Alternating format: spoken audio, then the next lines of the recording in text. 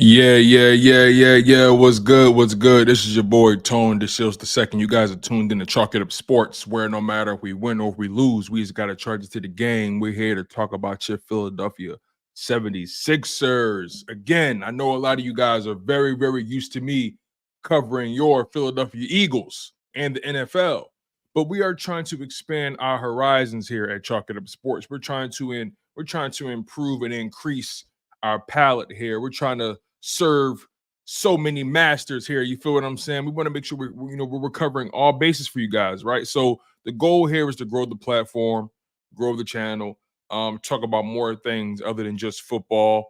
Um, talk about the NBA, talk about basketball. Obviously, this show, as you can see, just the overall aesthetic of it, the hue of it. This is clearly a Sixer-centric program, and you guys can already tell the difference when we get to the Eagles content. And I know a lot of you guys are going to show off for that. And we're going to have a live stream later on talking about your Philadelphia Eagles. Best believe that. But last night, the Philadelphia 76ers played the Milwaukee Bucks at home. The game was in Philadelphia at the Wells Fargo, and unfortunately, the Philadelphia 76ers were unable to seal the deal. Now, we're going to get into the reasons why they couldn't win that game. It was obvious reasons, right? You're missing Joel Embiid, you're missing Paul George. Tyrese Maxey is pretty much on an island. So that's pretty much the main reason you lost. You were shorthanded. But we're going to get into the nitty-gritty. We're going to break down some of the details and some of my observations as to why the Philadelphia 76ers were unable to win that game. Besides the obvious reasons of not having Joel Embiid and Paul George, two of your best players, right? Two of your most seasoned players. Joel Embiid, I believe he's 30 years old. Paul George, he's 34, something like that. Tyrese Maxey, he's 23 years old. He's 23, and he's already a 5-year veteran. So when you put it in perspective, he's played a lot of basketball, but and Joel Embiid, with his injury history, he's had to carry the team on occasion. But that's not the kind of situation you want Tyrese Maxey to be in. I mean, he is a guard, and there's only but so many guards, if any, in the league who can really just carry a team and take over a game at will. This is a big man's league. The best players that we consider some of the best players are wings and bigs and things of that nature, right? But again, you still have your guards who can definitely put the ball on the floor and score. But nonetheless, though, the Philadelphia 76ers were unable to win that game. Now, this is how we're going to do this. We're going to kind of go quarter by quarter, try to talk about our observations, and then we're going to get into the overall takeaways. We're going to get into the box score, players who stood out, some positives, some negatives. And again, we got to always try to keep this in perspective. It's only game 1 of 82. The first game out of 82 games. So much has to happen for the Philadelphia 76ers. So much is going to happen against the Philadelphia 76ers. But again, it's game 1. You have to curb your expectations going into a game like that, and you're shorthanded. A lot of people have been frustrated with the way Joel Embiid's injury has been handled by the team, if he's injured at all, right? A lot of people have been really frustrated about that, and I'm one of those people too. Don't get it twisted. But I'm going to handle my emotions and try to keep them in check. Going into that game, I had a feeling they were going to lose it. My expectations weren't really high for that game. I just wanted to see some good basketball. I wanted to see the Sixers compete. I wanted to see Tyrese Maxey lead the charge and try to get guys involved and try to also create for himself. And that's not an easy task. Again, young player, 5-year veteran, has played a lot of playoff basketball, has elevated his game to another level. But it's a lot to be able to ask a player to score, facilitate, and defend on the perimeter, right? He was going up against Damian Lillard most of that game. So it's not the easiest task to cover all 3 of those bases efficiently and effectively. And I think that was the theme of last night. You saw a lack of efficiency by the Philadelphia 76ers. So let's start with the first quarter. They opened the game with this starting lineup. They had Tyrese Maxey, Kelly Oubre, Eric Gordon, KJ Martin, and Andre Drummond. Now, that wasn't the starting lineup that I anticipated. I actually expected Maxey, Oubre, I expected Maxey, Oubre, Caleb Martin, Drummond, and maybe KJ Martin. Okay, so I don't think I expected Eric Gordon to start last night. That was something I didn't expect, but they clearly went with some experience at that wing spot. And they pretty much got out of that lineup pretty quickly. Maxey started the game off pretty quickly. He hit a smooth step back 3-point shot, and you thought that would be a sign of things to come. But the reality is, that game was not an efficient game for Tyrese Maxey starting off. And the thing is, he was getting to the rim, he was getting to the cup, but he either wasn't getting the calls by the ref, or he just couldn't finish at the rim. And Maxey is so quick, he's so fast at the rim that he's not trying to get fouled. He's trying to finish through contact. So I don't know what the refs were necessarily thinking throughout that game in terms of why they weren't necessarily giving Maxey the calls, because I saw less happening on the other end, and they were getting the calls. Maxey was getting beat up down there, and he wasn't getting hardly any calls at all. I think for that entire game, Maxey, he only shot 4 free throws. He made it to the free throw line. He made it to the free throw line twice. He got fouled twice, basically. He shot 4 free throws. And as a team, they shot 27 free throws, only made 19. So they could have been way more efficient from the free throw line as well with the limited opportunities. See, that's the hidden points. That's 8 points right there that you missed out on, going 19 for 27. You missed out on 8 points right there. You got to be more efficient from the free throw line. But nonetheless, though, that first quarter was very inefficient for both teams. Both teams were struggling to get things going from deep. Both teams were struggling to put points on the board. It wasn't a high scoring first quarter at all. One of the things that stood out to me about that first quarter was how committed the Philadelphia 76ers were when it came to getting to the boards. Andre Drummond in that first quarter already had 5 boards. He had 2 offensive boards. And they went through a few lineup changes in the first quarter. Like I said, they started the game with Maxey, Oubre, Eric Gordon, KJ Martin, and Drummond. Then they changed the lineup to Maxey, Oubre, Caleb Martin, Eric Gordon, and Drummond. That was the lineup I kind of expected initially, minus Eric Gordon and putting in KJ Martin. And then they changed the lineup again to Maxey, Caleb Martin, Eric Gordon, Yabusele, and Drummond. And Yabusele came off the bench and immediately knocked down a 3-point shot. And I really like watching Yabusele play. I love his effort. I love the intensity he plays with. It seems like he's a very instinctual player. He's not overthinking when he plays out there. It looks like he's very decisive as a basketball player on both sides of the ball. And then they had another lineup change. I think this was their most effective lineup that I'm about to tell you right now. Kyle Lowry, Maxey, Oubre, Caleb Martin, and Yabusele. I feel like this was their most effective and most efficient and most potent lineup. The Lowry led rotation, because you saw Maxey at the beginning of that game in the first quarter trying to run a point and still create for himself. And there were moments where I felt like he was dribbling a lot. He was trying to create. He was trying to create space for himself. The Bucks made it very clear who they were trying to stop in that game. They made life hell for Tyrese Maxey and pretty much just accepted whatever everybody else did. They weren't going to allow Tyrese Maxey to get off in that game.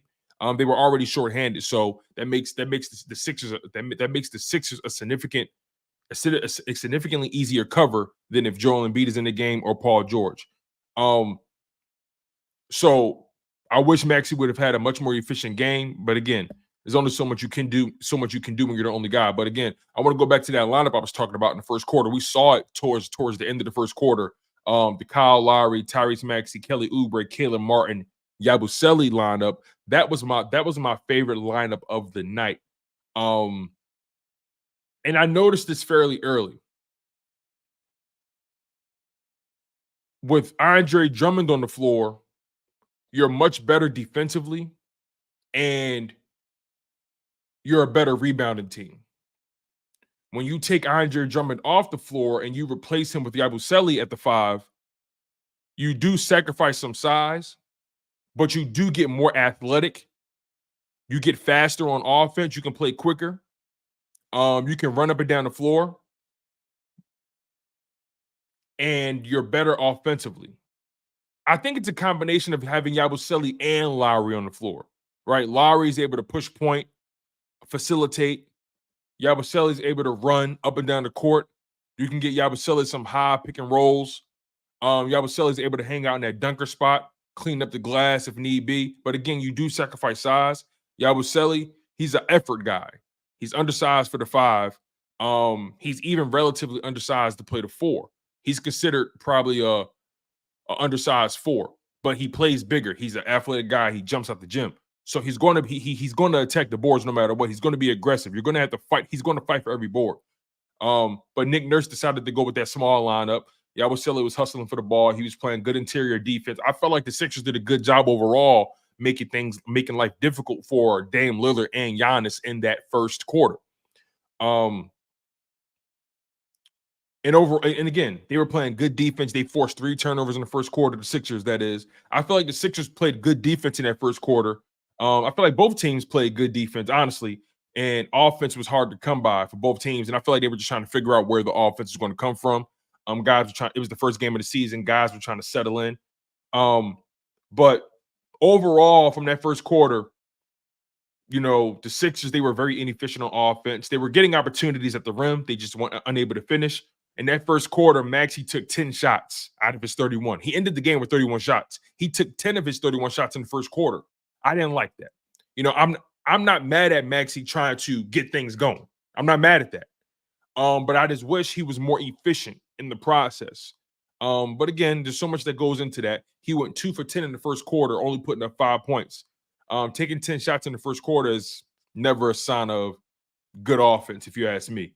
Unless you're just knocking everything down, and that just wasn't the case. But again, he was the only guy that was really able to create his own shot. So I can't really get mad at him for trying to just make something happen. Lowry came in, hit a 3, like I mentioned.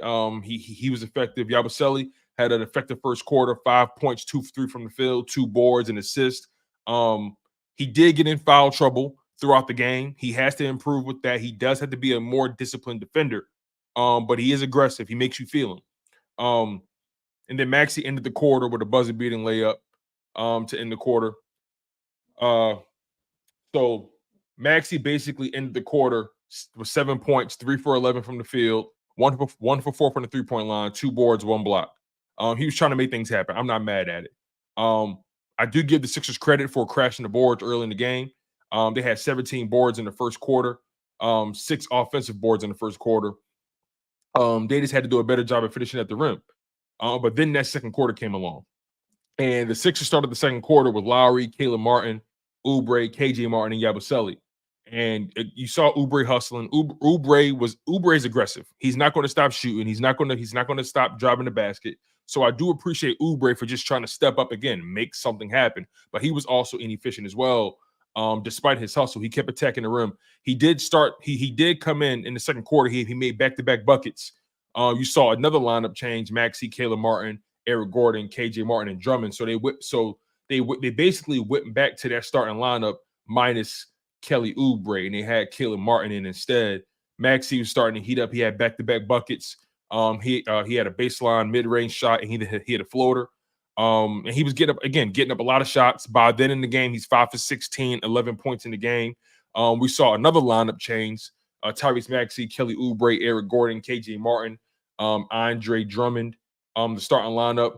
And you saw Maxey and Oubre; they were the primary ball handlers.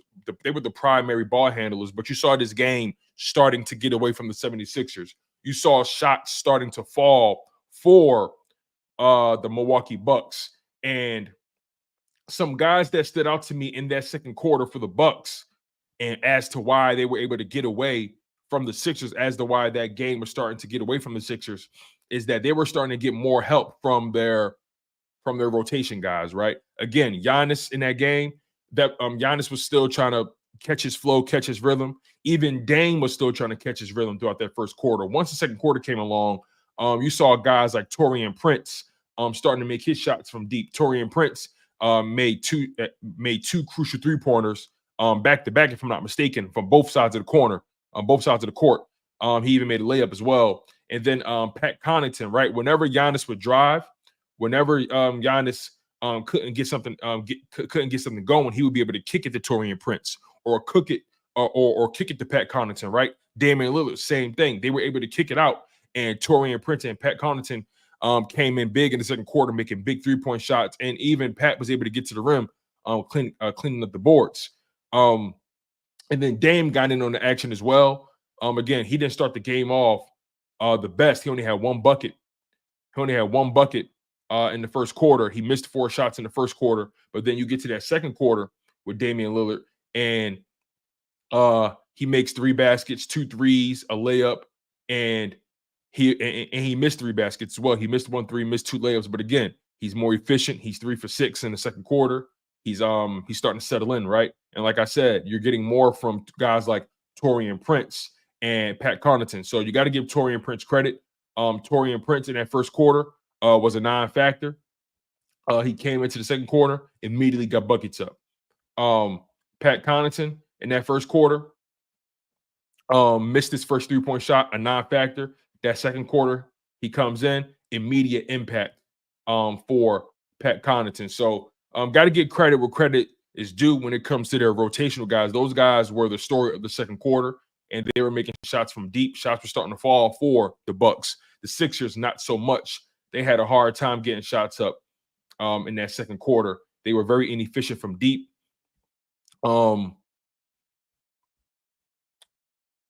Just ending that half in the second quarter, the Sixers were 3 for 13 from deep. After the second quarter, they were 19 for 50 from the field, shooting 38%. They started turning the ball over more. They had 3 turnovers in the second quarter. Yabusele, again, making the most of his opportunities. By the end of the second quarter, he had 7 points. He was 3 for 6 from the field, 4 boards, 2 offensive boards. He was hustling on both sides of the court. I still feel like he was making life a little bit difficult for Giannis. Giannis got a few buckets in the first quarter in the paint. But again, they were a struggle. He had to fight for those buckets. And then in the second quarter, Giannis wasn't much of a factor. Giannis only had 1 bucket in the second quarter, and it was pretty much all Damian Lillard, all Taurean Prince, all Pat Connaughton. And I think Giannis was just able to drive and just kick, and those guys were just able to take advantage of the opportunity. Again, I do want to watch the game over so I can get a better feel for it. But I think that was pretty much the story of the first half. Things were hard to come by in that first quarter, and then the second quarter, the shots started to fall for the Bucks. The Sixers shots weren't falling; they were becoming more and more inefficient. Maxey, by the end of the second quarter, he was 6 for 18 from the field, 15 total points, and like I said, the offense, they were able to move way faster with Yabusele at the 5 compared to Andre Drummond. Both teams were at a stalemate in that first half, but the Bucks, they found their offense first in the second quarter, and they pretty much never looked back. Now we transition to the third quarter, right? The third quarter was where this game really, really, really got out of hand for the Sixers. I want to give credit to the Bucks for just being sharp from deep. I mean, there's no other way around it. The Bucks were just lighting it up from deep. The Sixers just aren't the same team defensively without Embiid in the interior. The Bucks were attacking the rim. They were getting clean looks from the perimeter as well. They were just able to just create so much with Dame driving and Giannis driving and Pat Connaughton and Taurean Prince. All those guys were just able to just hang out on the perimeter. Brook Lopez didn't have a good shooting night, but Brook Lopez was amazing in the paint defensively, making life really difficult for Tyrese Maxey, making life real difficult for Kelly Oubre and Caleb Martin and all those guys. The Bucks just couldn't miss. Again, we saw various lineups. You saw Nick Nurse was trying to find offense. He just kept mixing and matching. You saw Maxey, Caleb Martin, KJ Martin, Oubre, Yabusele on the court. You saw Maxey, Caleb Martin, Gordon, Oubre, Drummond on the court. You saw Maxey, Lowry, Kelly Oubre, Ricky Council, Yabusele. You saw Maxey, Lowry, Caleb Martin, Council, Yabusele. I mean, the Sixers were just soul searching for offense, and they just couldn't get it done. The Sixers perimeter defense was piss poor. They couldn't run the Bucks off the 3-point line. They were just shooting so confidently. They didn't care what the Sixers were doing. They were just going to get the shots up, and they were falling. And there was a point in the game where they were down 18 points. It was just really tough. It was really tough for the Sixers to generate consistent scoring, for them to be efficient. It was tough for them on the perimeter playing defense. Brook Lopez made life difficult for them in the paint. It got so bad for the Sixers that the Bucks just started playing the zone. And they basically was daring the Sixers to shoot. Because in their mind, you're not making any 3-point shots. We got the paint on lock. So you can try to drive down here and hope you get fouled, or you can settle for that 3-point shot, right? You can settle for that, and we're very comfortable with you settling for the 3-point shot. We're comfortable because you haven't been efficient. You haven't knocked any threes down all game. So I can live with that. You know, you're missing Joel Embiid, you're missing Paul George, you're not making any 3-point shots. Tyrese Maxey is inefficient for the night, so his shot really isn't falling. You couldn't find any sort of consistent offense from anywhere else. The Sixers were shorthanded, and going into this game, you knew it was going to be tough. You knew they really didn't have too much of a chance going up against Damian Lillard and Giannis with guys like Taurean Prince making shots and Pat Connaughton and even Bobby Portis. I can't believe I forgot to mention Bobby Portis. Bobby Portis got in on the action. Bobby Portis was active on both ends, forcing turnovers, running full court. He was just being really aggressive. I give a lot of credit to Bobby Portis and Brook Lopez for playing great interior defense. That third quarter was crazy for the Bucks. They put up 42 points, if I'm not mistaken, in that third quarter. And they pretty much, again, never looked back. Every shot was difficult for the Sixers. And then we get to the fourth quarter. Fourth quarter, they went to that Lowry, Maxey, Yabusele, Caleb Martin, Oubre lineup. And I'm watching this game and I'm saying to myself, yo, Tyrese Maxey just can't buy a whistle. Meanwhile, Giannis is getting every call. You're seeing Dame Lillard getting every call. And I'm just saying Max getting beat up in the paint. I don't know what Tyrese Maxey has to do to earn the whistle, and I'm not trying to say that they lost this game because of the refs. I don't believe that. I was watching the game, and one team's making shots, and the other team wasn't. It's just that simple, in my opinion. The Sixers weren't making shots. They were inefficient from three. Tyrese Maxey was inefficient in the paint. He was getting there, but unable to finish at the rim. He was inefficient from three as well. Kelly Oubre was inefficient. There's only so much you can expect from a team without having Joel Embiid and Paul George, right? There's only so much you can expect. I knew Tyrese Maxey would put up points, but the question would be, could he be efficient while doing it? Could he still put up his points and still get guys involved in the flow of the offense? And the offense just looked very disjointed. I didn't like the ball movement. I felt like guys weren't moving around enough. Guys weren't cutting enough. It just seemed like guys were just trying to create their own offense. You saw Caleb Martin doing a lot of dribbling. You saw Kelly Oubre doing a lot of dribbling. Tyrese Maxey doing a lot of dribbling. It just seemed like they were just taking the air out of the ball and finding a flow on offense, consistent ball movement, guys cutting, easy baskets. It was just really hard for the 76ers last night. And the game got out of hand. They lost by double digits. They ended up losing to the Bucks 124-109. Again, the frustrating thing about the game was that there were many times when you thought, okay, maybe they're going on a little run here. Maybe they have a chance to come back, but they just didn't have it.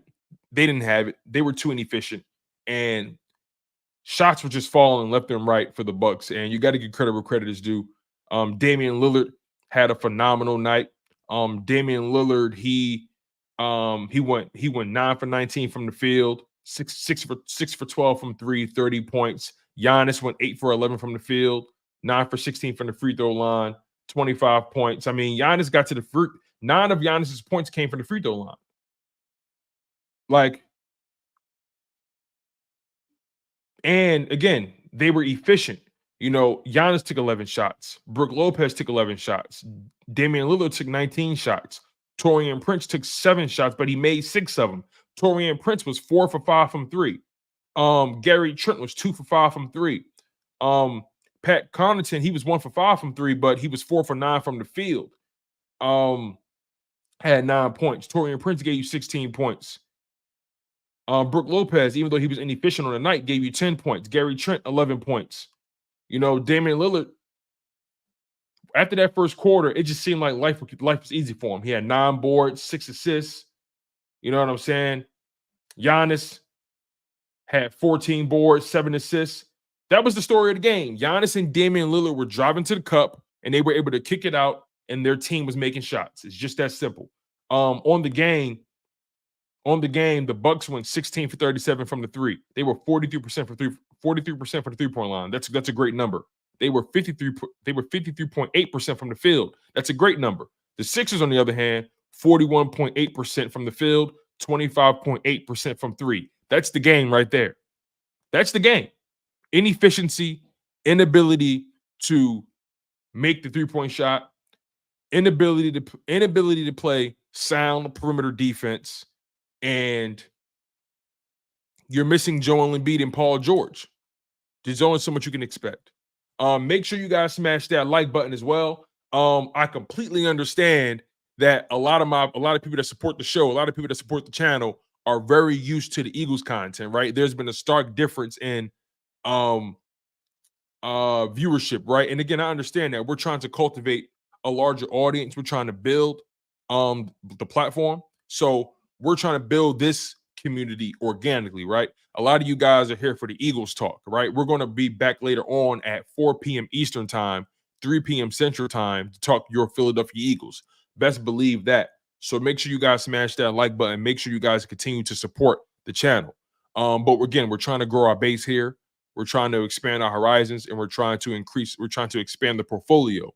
And I'm a Sixers fan at the end of the day, and I still love basketball. So I'm really excited to expand this part of the show, and I really do appreciate you guys for being a part of this ride. So thank you, Crowley. Thank you, Looking for Sasuke. Thank you, Mod X. Thank you, Diggs, by the way. Watching on Twitch. You know, we're live on multiple platforms. We're live on YouTube. We're live on Twitch. We're live on Facebook. And also on top of that, you guys, if you can't catch me live, you can always double back on YouTube and rewatch the stream. Also, if you like, you can listen to me on Apple Podcasts or check me out on Spotify. The content is available on more than one platform. I want to make sure we're covering all our bases here. So make sure you guys smash that like button. That really helps the content grow. It's really going to help this Sixers content grow. So just make sure you guys stay locked in, keep supporting the channel, and smash that like button, you guys. Shout out to my man King B15, King B15. Thank you for supporting my new endeavor covering your Philadelphia 76ers. And again, we're going to grow this thing. We're going to increase the amount of content that's coming out covering the Sixers, and we're still going to cover the Philadelphia Eagles as well. Like I said, 9 times out of 10, you guys are going to be seeing 2 live streams a day, one for Sixers, one for Eagles. Depending on if I have a guest or if I'm doing the link up, you guys may see 3 live streams a day. But you never know. But the content is going to be pumping every single day. There's always going to be something on this channel for you guys to double back on, for you guys to watch. And I appreciate you guys for locking in and supporting. So again, make sure you guys smash that like button. Make sure you guys are subscribed to the show. Also, I do want to remind you guys that we are sponsored by SeatGeek. And I'm really, really, really excited about this sponsorship because SeatGeek is doing an amazing job supporting us here at Chalk It Up Sports. And, you know, I appreciate you guys as well, for supporting the merchandise. I appreciate you guys for supporting the giveaways, just supporting the content all together. So that goes a long way with me. Trust me. I do not take it for granted, not one bit, right? But as far as SeatGeek goes, SeatGeek is so dope to me because they have one of the best apps, right? For one, I have a promo code for you. You can get $20 off. $20 off your first SeatGeek order. All you got to do is click the link in the description, download the app, create an account, use my promo code Chalk It Up Sports, and you will be able to take advantage of that one-time $20 discount code. Like let's be real, right? Like, you got to ask yourself, like, are you ready to elevate your live entertainment experience? You know, SeatGeek, they're an amazing platform. They connect you to your favorite events while saving you money. You can easily find tickets for sports games, concerts, and so much more all in one place. The interface is user-friendly, making it real simple to browse and compare prices. Trust me, SeatGeek is going to give you the best prices. One of the best features is their interactive seating chart, where you can see exactly where you'll be sitting and how much you'll be spending, making sure you get the best value for your money. But the best part is, like I said, my promo code, Chalk It Up Sports, you can get a one-time $20 discount on your first SeatGeek order. Yep, $20 off. So make sure you click that link, download the SeatGeek app today, get $20 off your first SeatGeek order. Now, I want to get into the box score. Let's get to the box score. We pretty much broke it down quarter by quarter, our observations. Let's get to the box score and let's talk about some players' individual performances. So let's start with Tyrese Maxey. We mentioned Tyrese Maxey. He played 39 minutes, a team high 39 minutes. He went 10 for 31 from the field, 2 for 9 from 3, 3 for 4 from the free throw line, 6 boards, 3 assists, 1 steal, 1 block, 1 turnover. So I will give Tyrese Maxey this credit. He didn't turn the ball over, right? Even though he was the primary ball handler, he did a great job protecting the ball and preventing a loss of possessions. But 10 for 31 is not a good number. He basically shot 30% from the field, 33% from the field. 2 for 9 from 3 is not a good number at all. That's less than 40%. And what stands out is how he took all these shots and he only has 4 free throw attempts. That stands out to me. How does somebody take 31 shots, right? And as a matter of fact, let's take away the 3-point shots, right? 31 minus 9 is what, 22? So he took 22 shots in the paint or in the mid-range, and you mean to tell me he only got fouled twice? Or only got fouled enough to get to the free throw line 4 times to shoot 4 free throws? That doesn't add up to me. That doesn't add up to me at all. Tyrese Maxey only took 4 free throws. Meanwhile, Giannis took 16. Dame took 7 free throws. That's not adding up to me. Gary Trent took 3 free throws. You mean to tell me Gary Trent and Tyrese Maxey getting the same whistle? And look, I'm not trying to blame the refs for this game. I'm not. The Sixers were not able to make shots. Their perimeter defense was awful. So I'm not blaming the refs for why they lost, but I feel like Maxey deserves, more of the benefit of the doubt, if you ask me. He put up 25 points, but again, on 31 shots, he took more shots than points made. That's a situation you never want to be in. That's a situation you never want to be in. Moving on from Tyrese Maxey, Kelly Oubre played 30 minutes. He went 8 for 18 from the field. Not awful. He was more efficient than Tyrese Maxey, but he was also 1 for 6 from 3. So he was inefficient from deep, just like Maxey. 4 for 6 from the free throw line. 2 boards, 1 assist.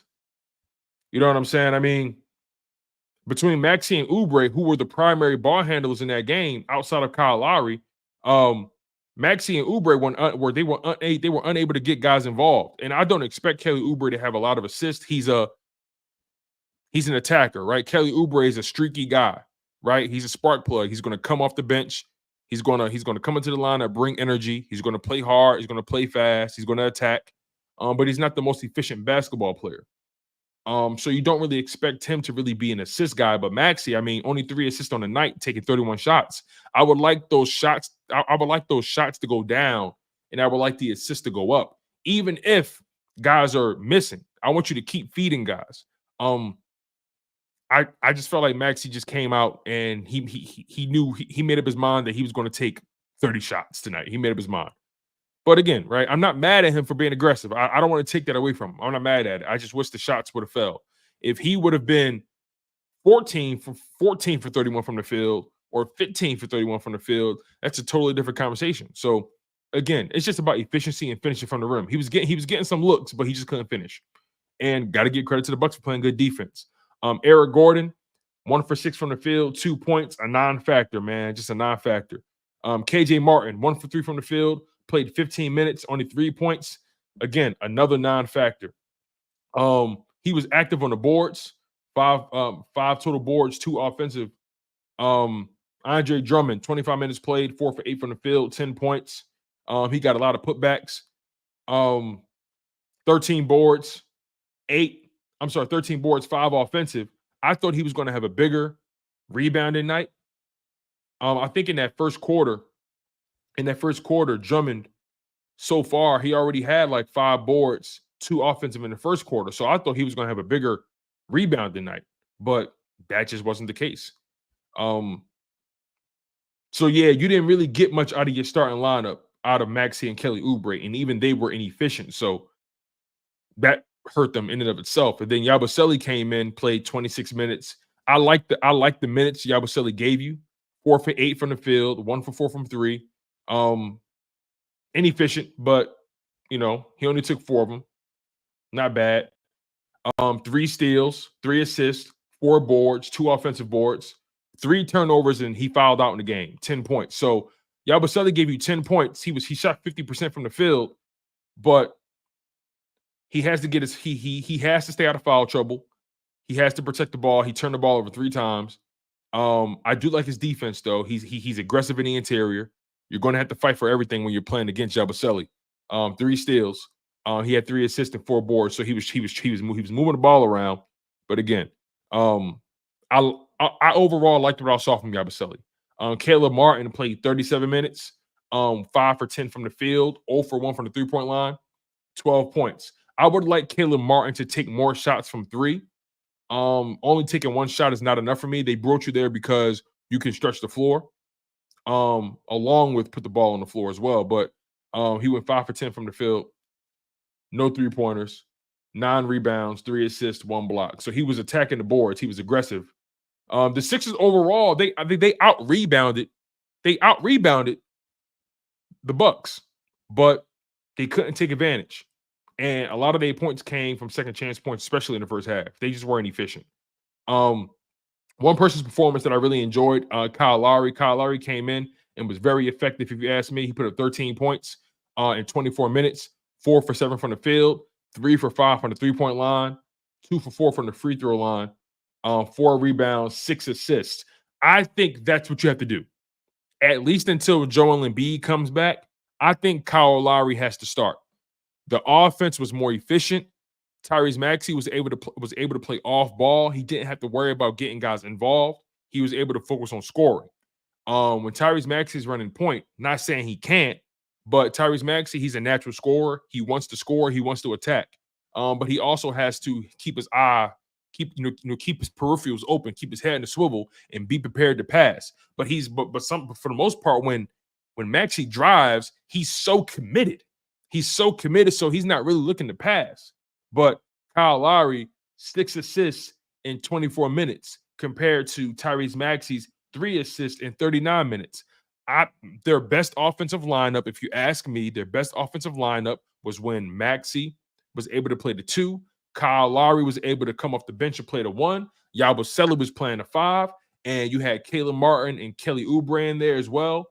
Or maybe you swap out Kelly Oubre for Eric Gordon, or maybe you swap out Caleb Martin for Eric Gordon, or whatever it may be. Regardless, though, that Kyle Lowry, Tyrese Maxey, Yabusele matchup or lineup, I like that lineup. I like that lineup a lot. With Kyle Lowry, Tyrese Maxey, Yabusele, and you can throw in Caleb Martin in there as well, and Kyle Oubre. That was one of my favorite lineups to watch in the game. last night. Lowry, Maxey, Oubre, Caleb Martin, and Yabusele. I want to get y'all opinion though. What was one of y'all favorite lineups to watch, right?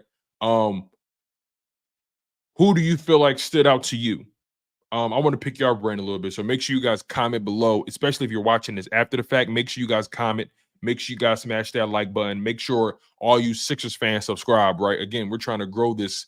We're trying to grow our Sixers base. We're trying to grow our Sixers audience. Most of our audience are Philadelphia Eagles fans. So we're trying to grow our audience. So make sure you guys smash that like button. Make sure you guys are subscribed to the show.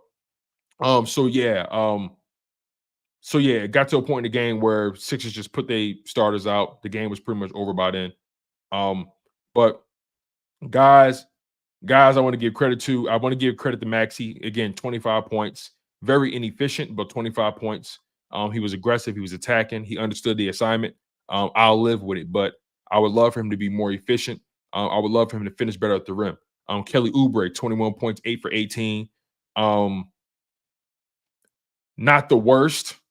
Not the worst. He shot just below 50%. I think he shot around 45%. Let me check my math here. Yeah, he shot around 44%, 45%. So 21 points, 8 for 18 from the field for Kelly Oubre. Not the worst, but 1 for 6 from 3. That's the problem. The Sixers got to do better knocking down the 3-point shots. Maxey went 2 for 9 from 3. Kelly Oubre went 1 for 6 from 3. Caleb Martin didn't take, if any, threes at all. You feel what I'm saying? And you're paying Caleb Martin to shoot. You're paying Kelly Oubre to shoot, right? You're paying Maxey to not only facilitate and get to the cup, but you're also paying him to shoot, right? Kyle Lowry was their most efficient shooter. 13 points, 4 for 7 from the field, 3 for 5 from the 3-point line, 6 assists. I liked what Kyle Lowry brought to the offense last night. But you do sacrifice size. You do sacrifice defense when you do run with that Kyle Lowry, Tyrese Maxey, Yabusele lineup. You do sacrifice size. You do sacrifice on some level perimeter defense. And I think that's why you keep Kelly Oubre out there. That's why you keep Caleb Martin out there, because they're going to play perimeter defense to the best of their ability, but you sacrifice some size and length when you go with Kyle Lowry, Maxey, and Yabusele. They even had moments where they had Yabusele and Drummond on the court at the same time. So we're going to see how Nick Nurse balances the rotations. We're going to see in Friday's game, actually. We're going to see in Friday's game what adjustments he may make, what starting lineup Nick Nurse may go with. But again, it's game 1 out of 82. No reason to overreact. No reason to scream the sky is falling. But I do believe there's reason to be frustrated with how the Philadelphia 76ers have handled Joel Embiid's injury timeline.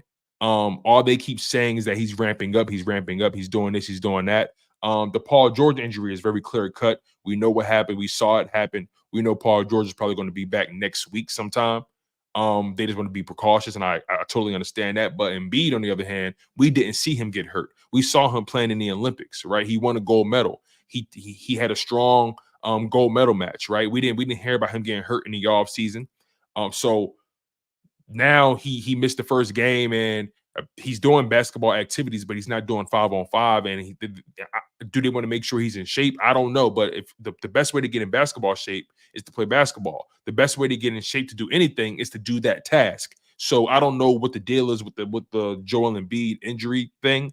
I understand you want to tread lightly and make sure he's ready for playoff time, but we're in game 1 here. We're in game 1. I want to see that man on the court. We had to see Paul George, Tyrese Maxey, and Joel Embiid on the court at the same time. That's the only way we're going to really find out how good this team is. That's the only way the chemistry is going to be improved. That's the only way they're going to be able to really have a flow and have an understanding and a feel for each other's tendencies on the court, right? You can't win a championship when your stars aren't playing together. I don't want this to turn into another Brooklyn Nets situation where James Harden, Kevin Durant, and Kyrie Irving were barely on the court together, right? I don't want that to be the Sixers. I don't want that to be a scenario for the Philadelphia 76ers. You want Maxey, you want PG, you want Joel Embiid all on the court at the same time. You need to get, in my humble opinion, you got to get 60 to 6. You got to get at least 60 games with all three of these guys together. You got to. That's my humble opinion. Especially if you're trying to go into the playoffs with these guys, ready, locked and loaded. You got to get at least 60 games with your three stars at full strength. You got to get at least 60 games with all these guys healthy, playing together to build up that rapport. We need that. Tyrese Maxey has yet to play with Joel Embiid this season or in the preseason. Paul George did play in the preseason, but he got hurt. So I do expect more things from the Sixers going forward. There's only so much you can expect not having Joel Embiid and Paul George. But again, game one, you take it with a grain of salt. We're going into this game, we knew it was going to be tough, and it's straight like that. So make sure you guys smash that like button. Make sure you guys are subscribed to the show. That's pretty much it for today. I told you guys when it comes to the Sixers conversations, we're going to try to keep them between 40 and 50 minutes. Because again, there's so many games every night for the most part. So we're going to try to keep the Sixers shows between 40 to 45 minutes, between 35 to 45 minutes. That's our goal here right now. We're at that 47-minute mark. So yeah, I appreciate you guys for locking in and supporting the expansion of the show. Thank you guys for supporting Chalk It Up Sports. Thank you guys for supporting me. Smash that like button. Make sure you guys are subscribed. Make sure you guys understand that we are live on multiple platforms. We are live not only on YouTube, but we are also live on Twitch. We are live on Facebook. You guys can support me over there as well. And if you guys can't catch the live streams, don't worry. We have the content still hanging out on YouTube. You can always double back and watch the show on YouTube, or you can listen to us on Apple Podcasts and double back and catch the Eagles and Sixers content. And you can check us out on Spotify. On Spotify, you can not only listen, but you can also watch as well. So yeah, we appreciate you guys. The shows are always uploaded within the hour after the live stream ends. So just make sure you guys check me out on Spotify, check me out on Apple Podcasts, check me out on YouTube, and also make sure you guys go check out the Chalk It Up Sports merch shop. The links are available just below the live stream. The links are available in the live stream as well, in the live chat, plastered all over my Twitter, everywhere I put up content, everywhere I'm at, you're going to see my merchandise. So make sure you guys check out the merch shop. The links are available in the description. The links are also available just below the live stream as well at the bottom. So just make sure you guys lock in on that. I appreciate y'all. I got a lot of love for y'all, and we're going to continue to grow our Sixers base. We're going to continue to grow our Sixers community organically and the right way. And I appreciate y'all for supporting this journey of mine. So smash that like button. Make sure you guys are subscribed. I'm your humble host, Tone DeShields II. And you guys were locked in to a Sixers edition of Chalk It Up Sports, where no matter if we win or if we lose, we just got to charge it to the game.